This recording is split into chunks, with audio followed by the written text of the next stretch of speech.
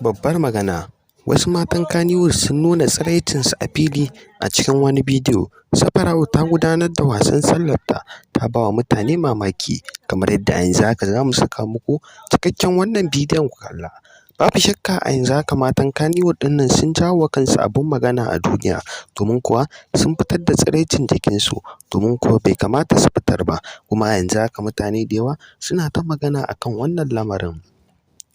Kamar yadda ka sani mai sauraro, a yanzu haka mutane da yawa ƙiris suke jira su ji an ce jaruman Kannywood sun yi wani abu su samu abin magana, domin kuwa yanzu abin magana baya gudu, ko ya yake sai mutane su yi ta bayyana shi. A yanzu haka mai sauraro ka biyo mu har ƙarshen wannan bidiyon domin ka ji cikakken wannan rahoton da muke ɗauke da shi a yanzu. Amma kafin nan da Allah mai sauraro muna roƙonka, idan har ya kasance wannan shi ne shigowarka channel ɗin nan ta farko, muna roƙonka da ka dangwala mana alamar subscribing, sannan kuma kada ka manta ka danna mana alamar ƙararrawar sanarwa, domin ta haka ne za ka ringa samun labaranmu kai tsaye da zarar mun ɗora. Mun gode da ziyartar wannan channel ɗin tamu mai albarka, sannan kuma mai sauraro kada ka manta ka dangwala wa bidiyonmu alamar liking. Mun gode.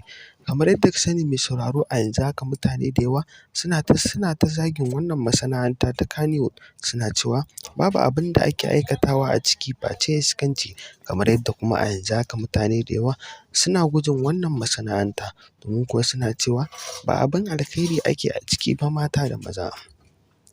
A yanzu haka wasu matan Kannywood suka fito suka fitar da tsiraicinsu a cikin wani bidiyo, inda a yanzu haka bidiyon ya karaɗe social media, kuma ana ta zaginsu a kan wannan bidiyon, kuma a yanzu haka mutane da yawa sai magana suke a kai. Mai sauraro, a yanzu haka me za ka iya cewa a dangane da wannan labarin da muka kawo maka? Kai kana ganin cewa masana'antar Kannywood ana yin irin waɗannan abubuwan da mutane suke faɗa na cewa ana iskanci, ko kuma ba a yi, kamar yadda mutane da yawa a yanzu haka suna cewa ana yi? Mai sauraro, ka yi mana comment a ƙasan bidiyon nan, domin muna so mu ji ra'ayinka a kan wannan abin da ke faruwa a yanzu haka. Mu dai nan muka kawo ƙarshen wannan rahoton namu.